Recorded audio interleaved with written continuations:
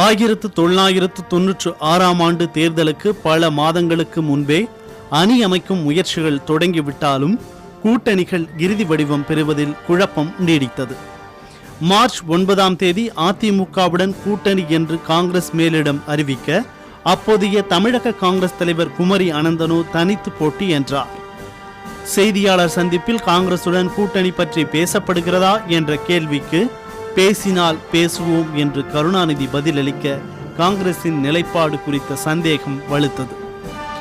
டெல்லியில் காங்கிரஸ் மூத்த தலைவர் VN காட்கிலும் அப்போதைய தமிழக முதலமைச்சர் ஜெயலலிதாவும் இணைந்து அதிமுக காங்கிரஸ் கூட்டணியை அறிவிக்க குழப்பம் முடிவுக்கு வந்தது.